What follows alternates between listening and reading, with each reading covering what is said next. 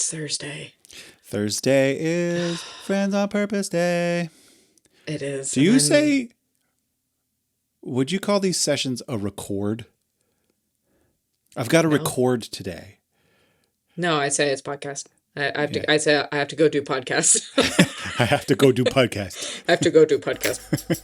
Welcome to Friends on Purpose, where two friends talk about life, love, and finding purpose.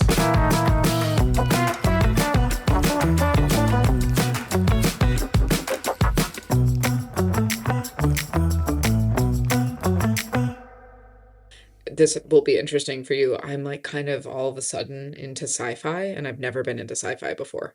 I know, ever. So it's kind of like my horror. What did you watch? I'll tell you later. Oh my God, I want to talk about it now. Anything I've seen? I don't know. I have no idea what you've Old seen. or new? Brand new. Two brand new things. Okay. Well, yeah, new. Totally new. Okay. I can't wait to tell you. Is it the Hail Mary one? I went and saw that in theaters, and then I also, after that, it was snowy and rainy or whatever, and I just watched an entire Apple TV series called Constellation. Damn it, Eric, I'm waiting. I have not seen or heard of that, so. Well, I can't wait to tell you about it. Great. And I can't wait to tell you what I think about sci-fi. Yeah. I can't wait. Okay, let's just go, and then we'll get to the fun stuff. Let's get this stupid life purpose stuff over with. Purpose stuff done. Okay, what is the question I'm asking?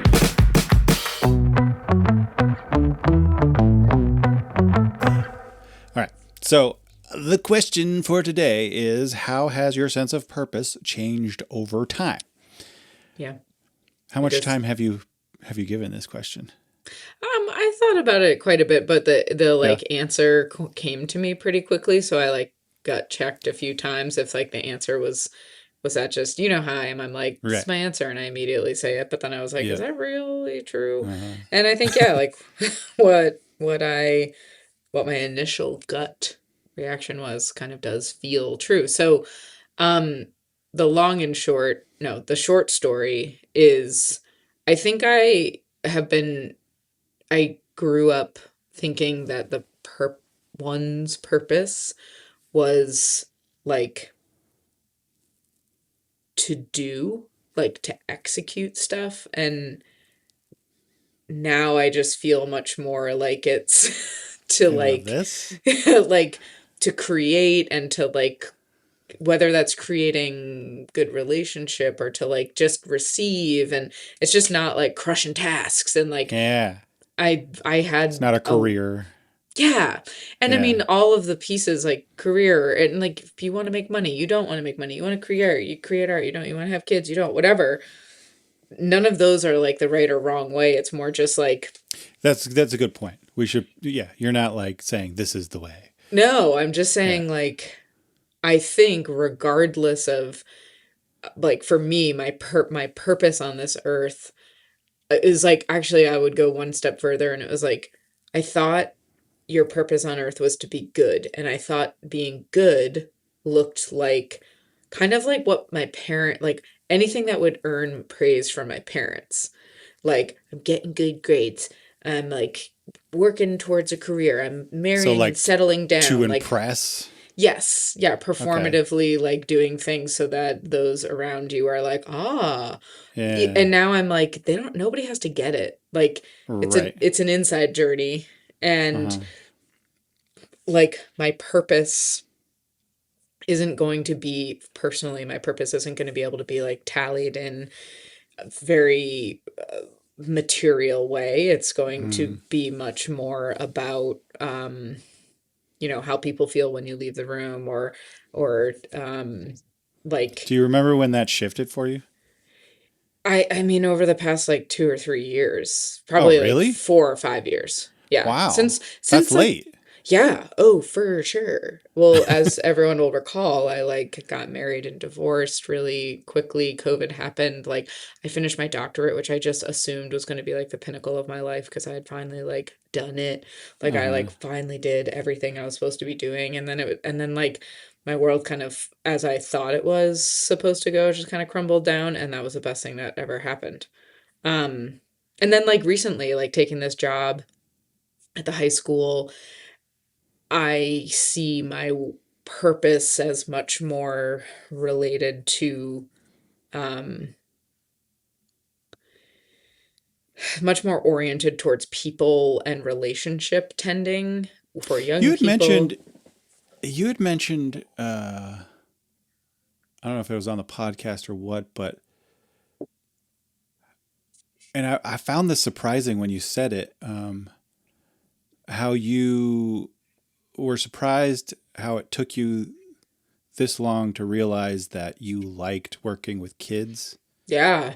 um, which surprised me because it was like, that's all I've ever thought of you as. Yeah, but you know how I like I've been far away from like if I worked in college athletics, it was like I wasn't the Mm, coach, I was the administrator. Like I was always sure. like a and but eh, um yeah, like I've worked in education for so long, but I've never been in directly in the classroom or on the field or like one-on-one Yeah. mentoring. Well, okay. Maybe I didn't think of you as like kids specifically, but like Yeah. involved in a close knit community, Yeah. which you find that with education and particularly young people. Yeah, for sure. Like So maybe that's education, what I was responding to. yeah, education has definitely always been a passion of mine and like, we're doing it for the kids. But Right. my day-to-day work has been actually much more like adult oriented. Like I Yeah. one-on-one with Yeah. Yeah. adults to try and impact on Right. behalf of kids. But this is the first job that I have like more than half of what I do all day, every day Uh is huh. interface one-on-one or in groups with kids. And I friggin' love it. It's Yeah. Yeah. so Yeah. awesome. I love And that. so, like, I don't know, like, the, I guess also I a little bit feel like the purpose, like my purpose on this earth, um, is to not so much find out like the secret of life, but to be real. Like, I think we already know the secret of life is that, like, you're supposed to, like, surprise. You're supposed to like love really well and you're supposed Yeah. to like be in kind of wonder and awe and Uh huh. actually like resign yourself to like the more comfortable you are with like not knowing it all and but still just Yeah. like kind of settling into it, the Mm-hmm. more like the more flow there will be in your life. And I'm saying this all like happened really recently because it's all kind of clicking together around some of the spiritual stuff that I'm like working through and like Yeah. exploring Taoism. Finally, I'm at a place in my life where a spiritual text for me like Taoism doesn't feel like it's putting something on me or it's restricting me, but in fact it Mm-hmm. gives me some sort of like answers that like I hear things that resonate in a way that before I think I probably would have been like too. But I like Taoism because there's no church, there's no Mm-hmm. it's so wildly up to your own interpretation, and it literally says that the like harder you try, the less you get it. You have to like let it flow around you and like be just like lightly aware of it for you to really get it, which almost has It, this it built-in governor, you know? it's being like life Yeah, circumstances or life. Like okay. the point here, Mm-hmm. like the Tao is like, Existence. yeah, like everything that's around you. And um Hmm. so yeah, the purpose is I think I also was a very like answers oriented kid. Like I got a lot of praise for having the right answer or no, I was like a Hermione Granger. And Mm-hmm. it's been a real nice change to believe for myself that the answer is not having all the answers and just being like, I don't know. I really don't There know. is some real comfort in that for sure. Mm-hmm. Mm. I certainly have been experiencing that. And you can seek guidance or you can ask the questions, but I don't feel this sense of urgency right now to have it all figured out. I feel like I can feel in my body better when I am figuring it out. And it's like when you have like a really great connection with another person, or you like learn a little more about yourself in a quiet moment or whatever, like those are the things that fill me now with a little more purpose, and they're quieter than you kind of than I thought originally. I thought finding like your purpose in life is going to look loud and it's going to look big and it's going to be like, whoa, it's so impressive. Hmm.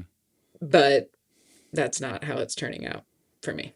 I remember in high school, it was kind of my first touch with like learning about a world bigger than my own. Was it when you did improv really badly? No, but that was part of like my journey of like, trying new things. And that was the first time I learned about Eastern religions, like Mm. Taoism, Mm-hmm. Buddhism, Jainism, and Mm-hmm. all those other ones.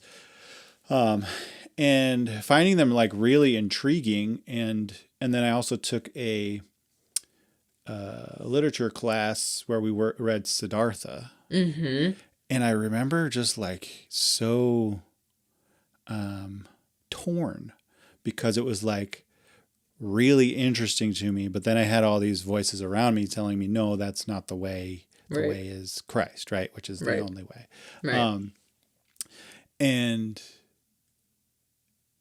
now, like when I started therapy, my my therapist recommended I read um, some Buddhist books. One I Mm-hmm. forget what his name. He's one of the famous authors. I can never remember it, but Thich Nhat Hanh. yeah, Yeah. yeah. The one where he compares Buddhism to Christianity, Christ and Buddhism. I don't remember what Yeah. it's called, but it's a pretty short, easy read, and it basically shows you all the parallels between the two Mm-hmm. religions, and it wasn't surprising to me because I kind of already knew that, Yeah. but it was like the first time I was, because I was no longer in the church, I was like able to explore it. Yeah.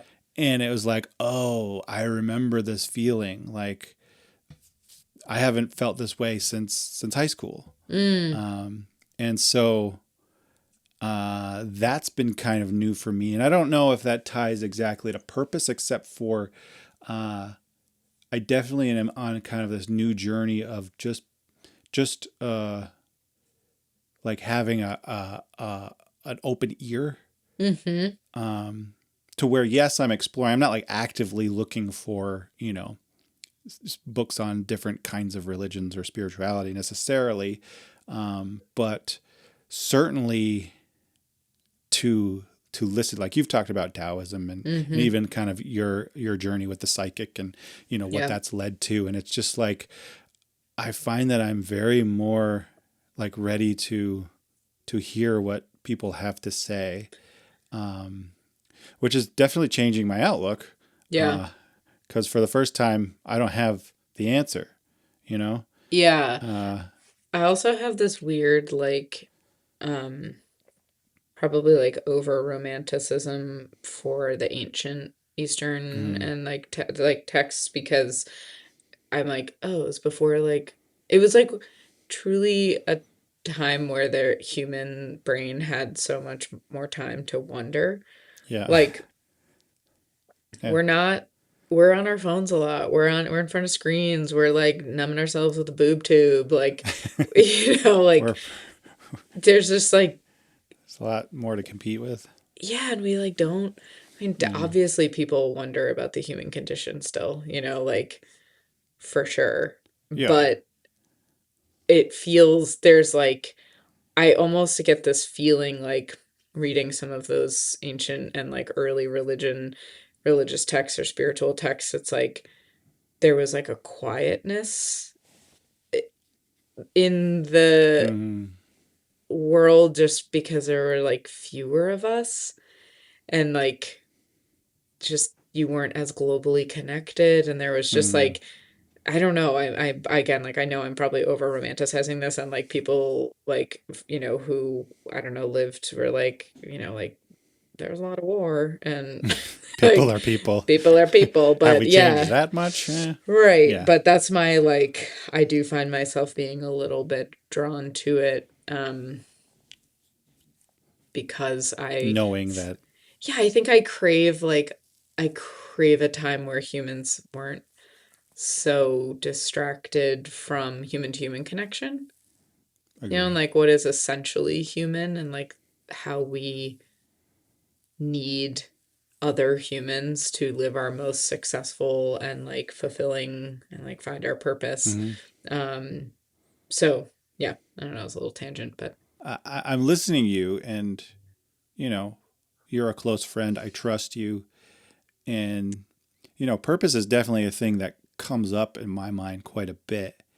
And yes, that has been my bottom line goal in life, to live a life of love, to spread that kind of energy and be that kind of person. And I would say I'm able to do that through the things I value, which are similar to yours. mm-hmm. Um, you know, and sometimes I guess where I felt the most lost is when I haven't had when those values feel the least accessible. Yeah. And so that would usually be in a time of like depression, Mm-hmm.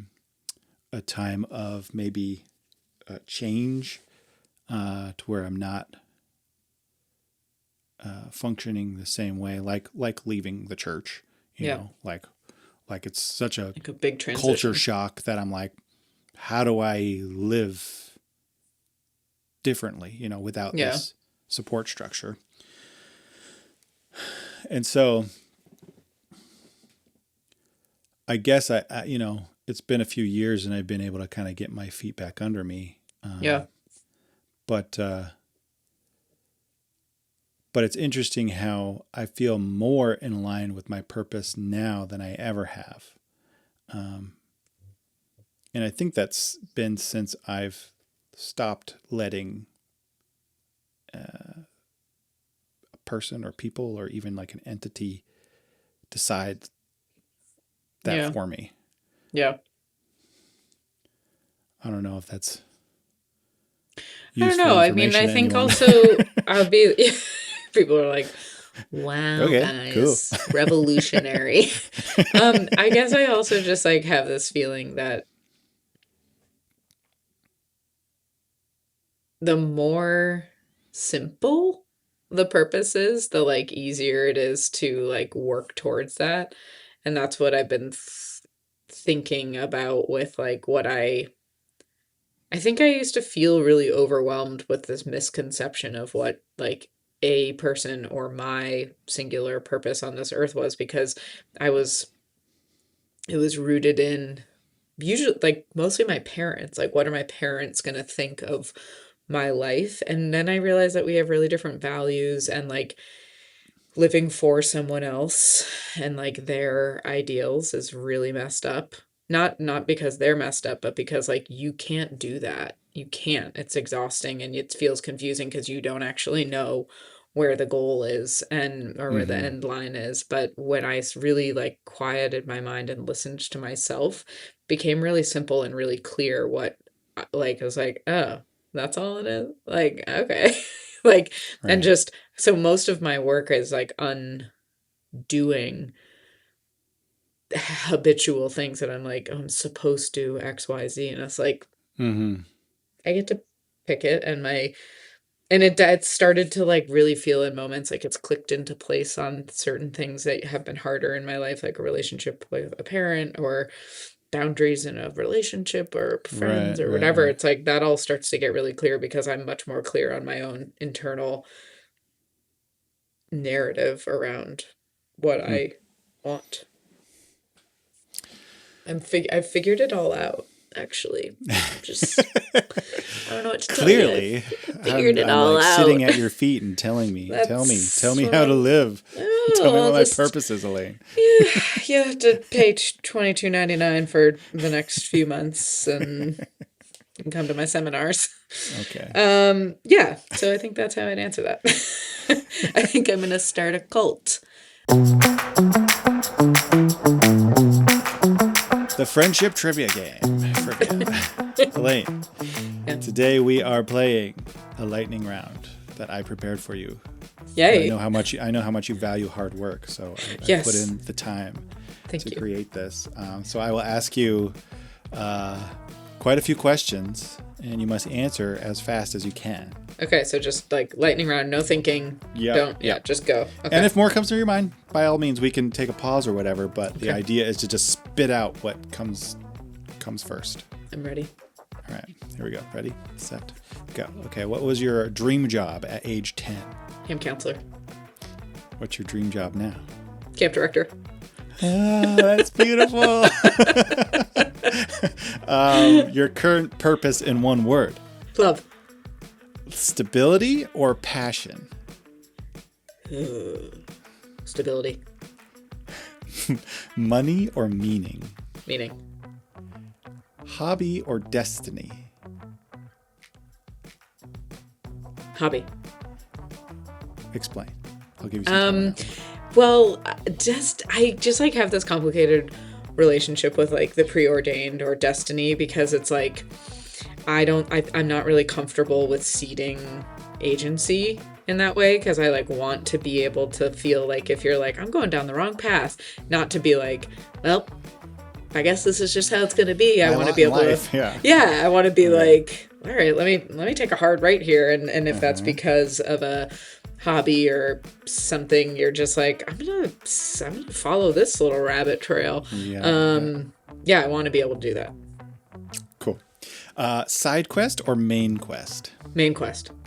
Really? Yeah. I would have thought you as a side quest girl. No, main quest all the way, because side quests, it's like you can get stuck under a rock, or you can like get, it's like, what if you're knocked off course for 11 years, you know?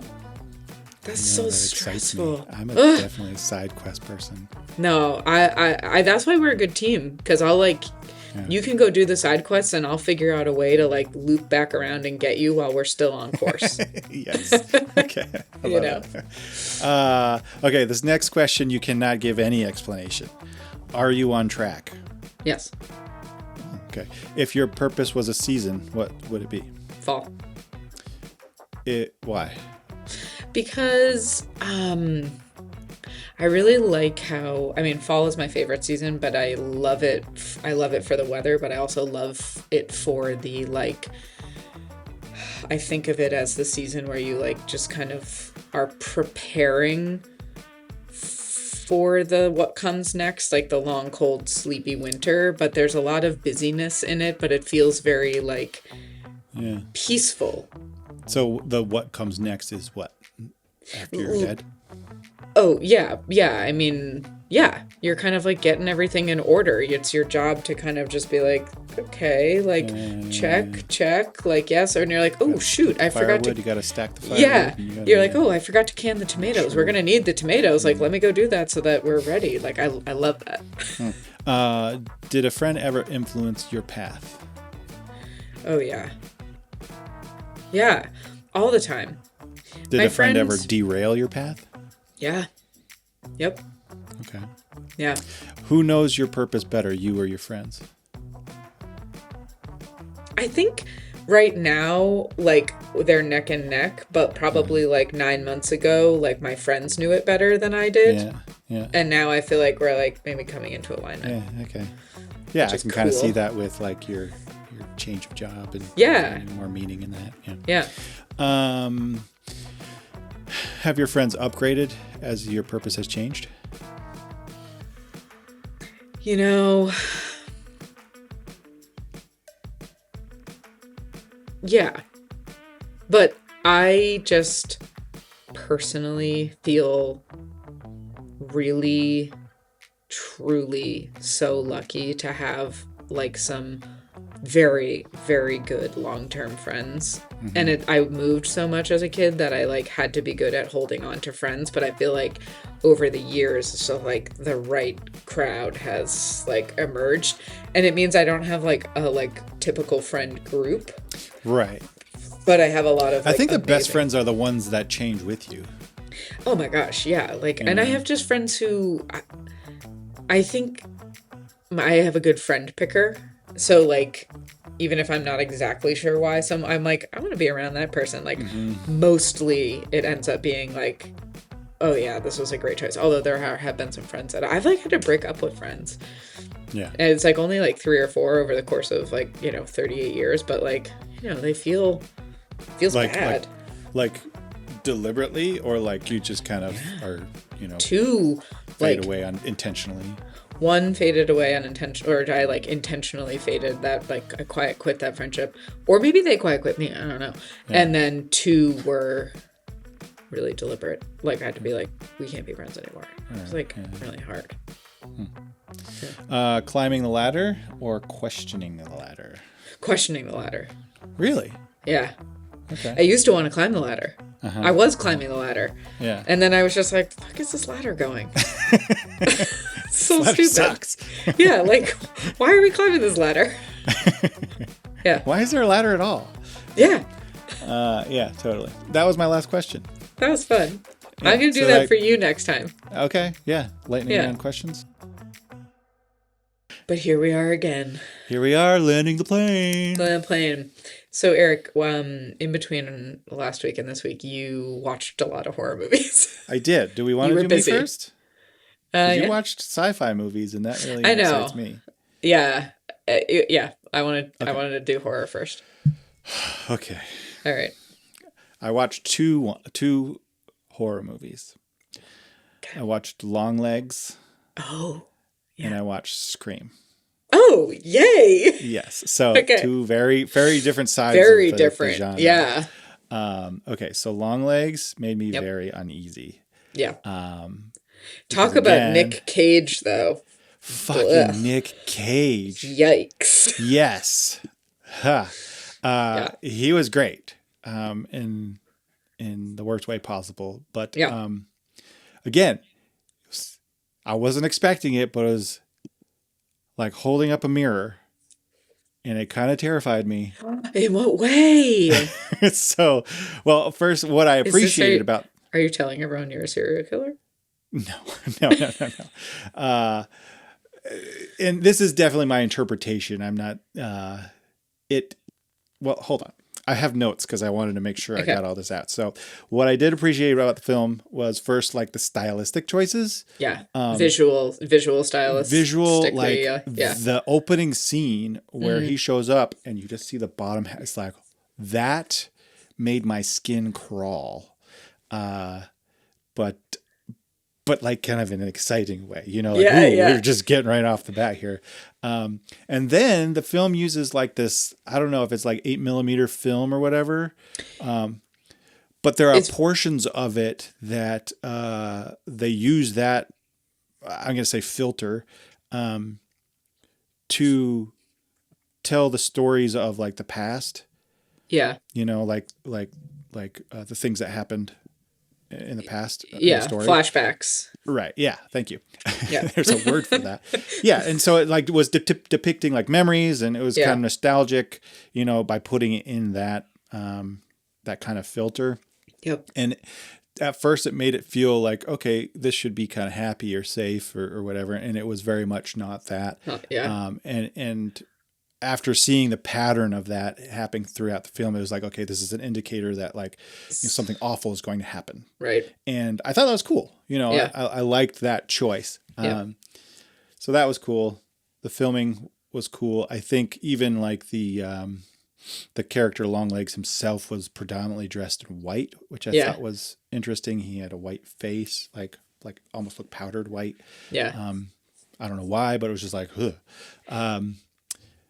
But then the theme, what I was drawing from it was the theme of control, which is similar to Heretic, but like not nearly as heavy-handed,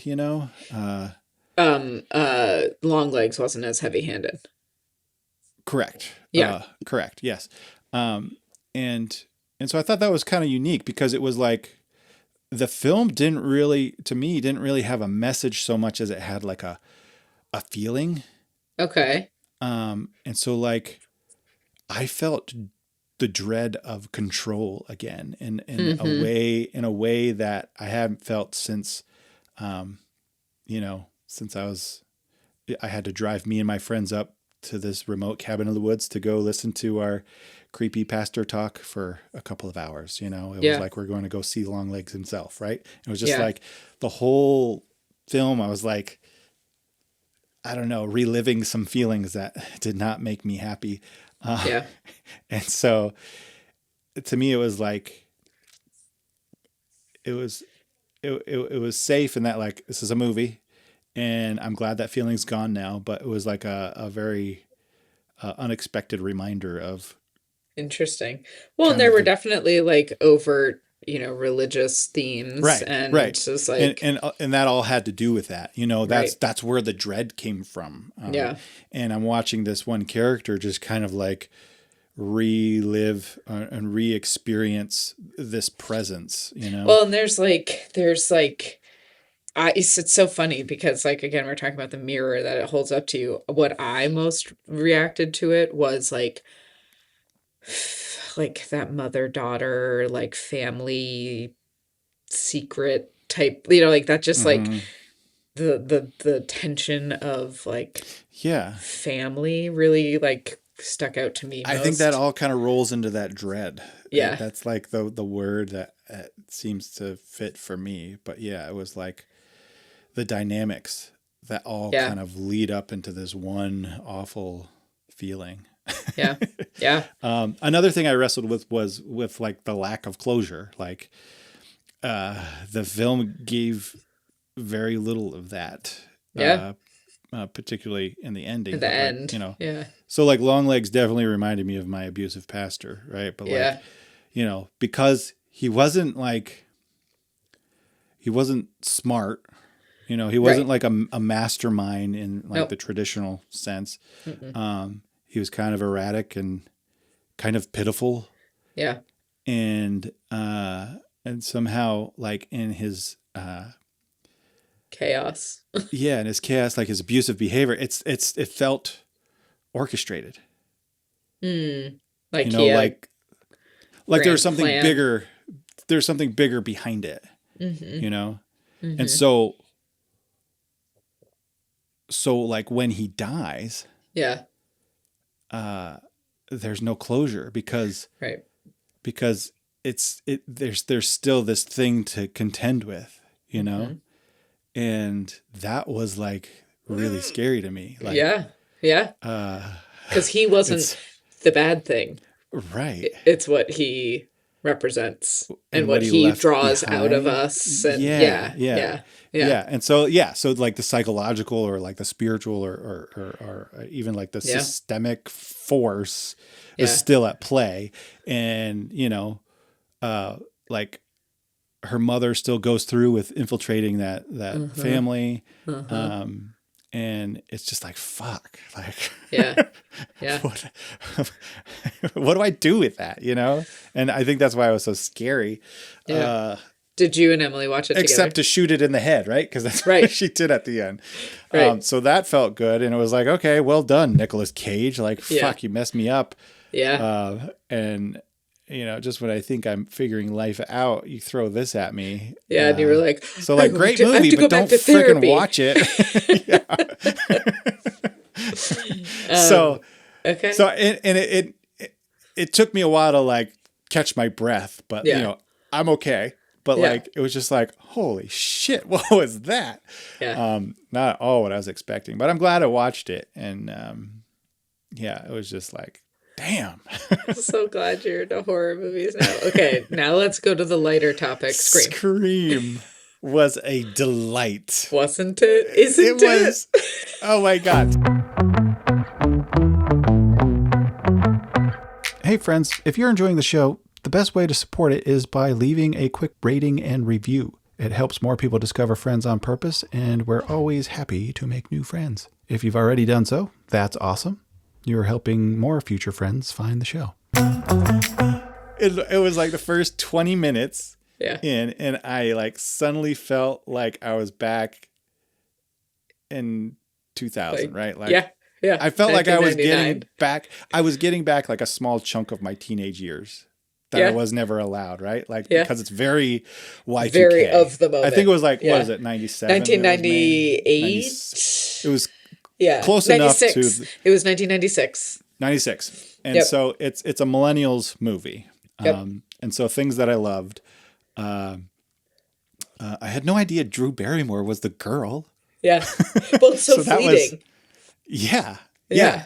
Yeah. But she was Uh on the, but she was the draw, right? Like she was on the, right. all the posters, all The the, yeah. posters and yeah. Yeah. Yep. Um and then there were the cast, like Courtney there was Courtney Cox, Cox. Henry Yeah. Winkler, Yep. David Arquette, and Mm-hmm. then there are like the other dudes who I associate with like Scooby MTV, Doo. TRL, like that Yeah. era. Yeah. Like I don't even know if they're part of that world, but yeah, Scooby Yeah. Doo and all those dumb movies. Yep. Dude, where's my car? Or I don't Yeah. know. Yeah. Very Um, of the moment.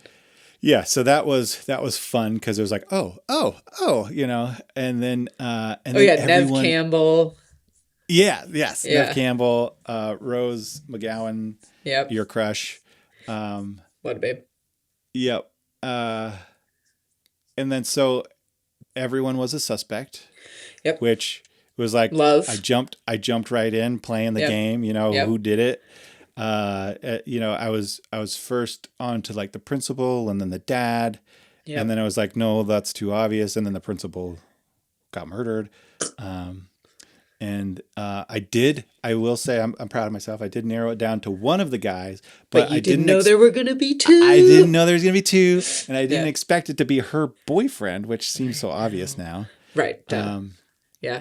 Well, and then uh, I love the classic, like something horror movies did. And I don't know if this, I don't, maybe this was a Scream thing. I wish I were more confident in saying this, but often like those type of teen horror movies, teen slashers, whatever, will like, they lay out the rules of horror so that, but it's really like social norms. Like it's like, it gives you like, this cheat code to the social norms of that moment, so like all of the Halloween movies did it, like you mean like um in the beginning, like they lay it out for you, or like just well, like remember when that nerdy kid, what's his name, um Randy, Randy details the rules of surviving a horror yeah, right, movie. right, right, right, right, Yeah. which I found very helpful. Right. That's Being a very like and I like that. classic. Okay, and so that's common for a slasher It's movie just to be they like kind of like, self-aware. yes, yes, very Okay, like very self-aware and tongue-in-cheek and kind of like, well, you that's in my know, notes as being yeah, like, oh, I like that. I yeah. like that about this movie They is they that bring you in on it a little bit. right? Yeah, Yeah. yeah. Um, I thought it was funny and clever, and yeah, it was cool. I Um, mean, there was nothing, I remember not feeling scared of watching that movie when I was young. I remember feeling like, it was not scary um, at all. well, except that rewatching it again as an adult, the like, um I guess it The was in the first 20 beginning, minutes, the beginning the where beginning, I guess she's was. like unable to scream and her Uh huh. parents can't save her. It was like Uh huh. I was like, "Oh my God, this was Yeah. horrifying." Yeah. But that was like Yeah. I can see. I just can see how that would as be an adult disturbing. now, I'm like, Yeah. you know, there that was And like the also, you're only, starting out having not any context for the rest of the film. So, right. You're like, so "Oh God, certainly this it is was. about to Yeah. get." Yeah, but the Like rest right. of it was just like yes, like It just seemed like a general good If time. Clueless was a horror movie. Yes, totally. Yeah. Exactly. Yeah. Yeah, there Yeah. was a Yeah. lot, and there was like there were so many references to like um yeah, Other just like a, movies. yeah, yes. Yes, which is really fun. So Scream, so Wes Craven Uh huh. is the director of Scream, and he personally I think just has like such a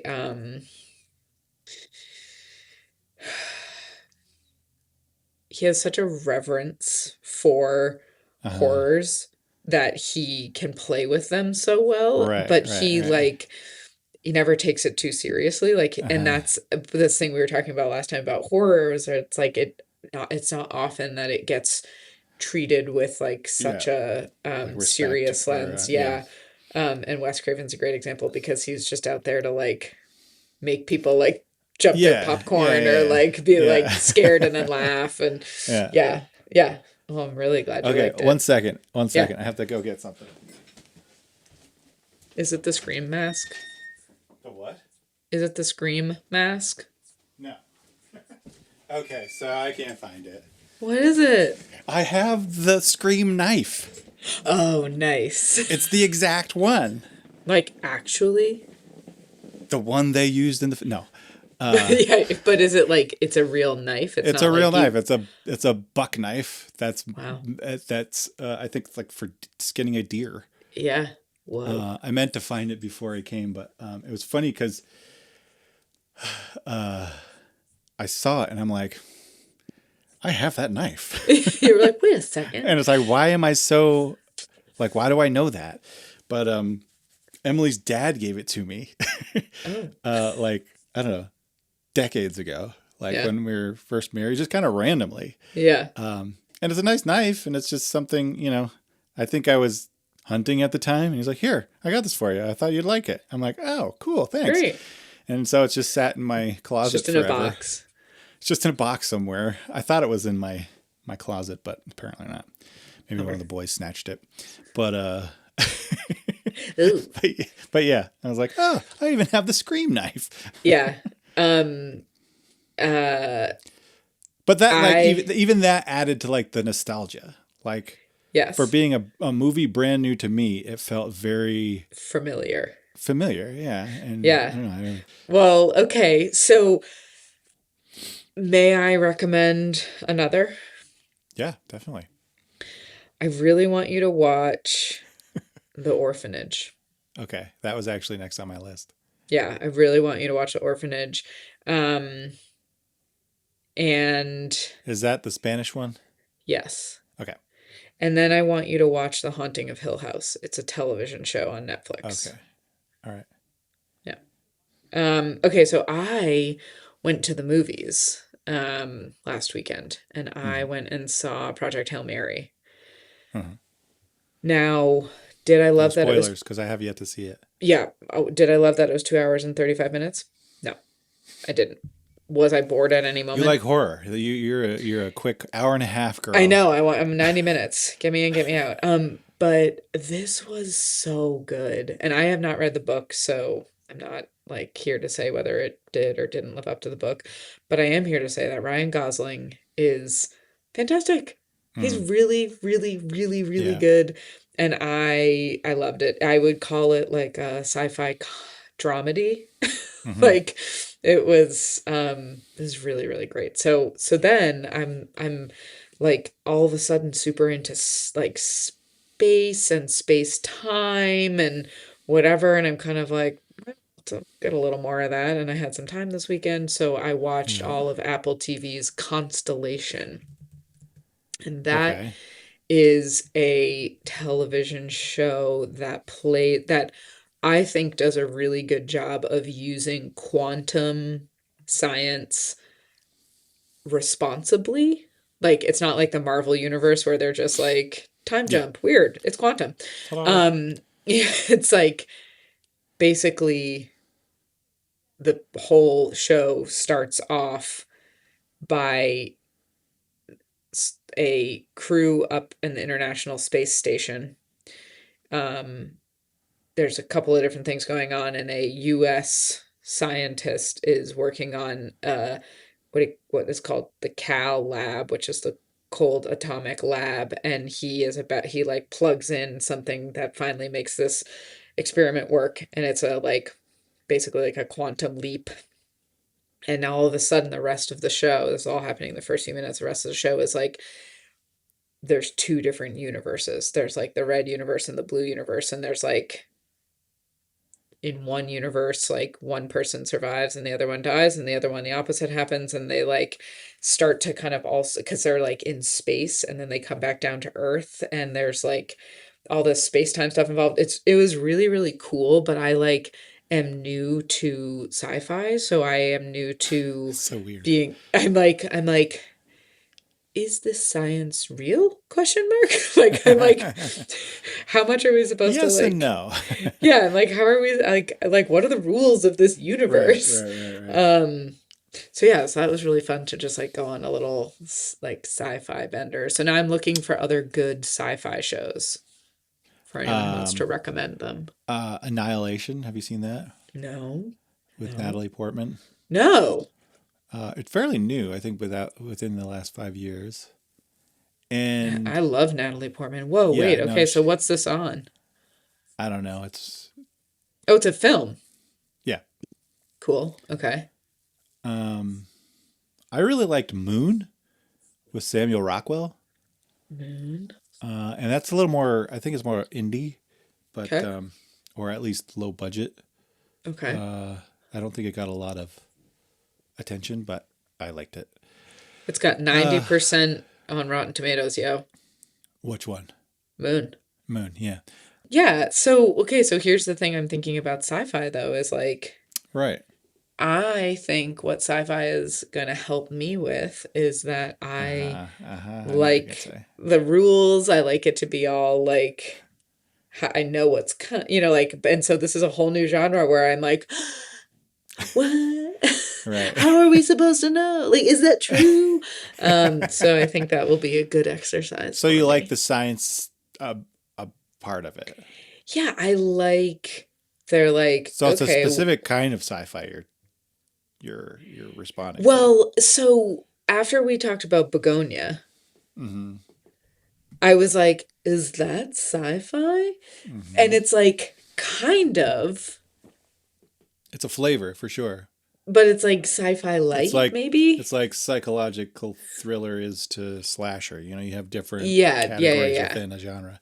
Yeah. Um, So that's what kind of wet my whistle. And then when I saw Project Hail well, Mary, I would say you can get same devices in sci-fi as they're yeah. using in horror.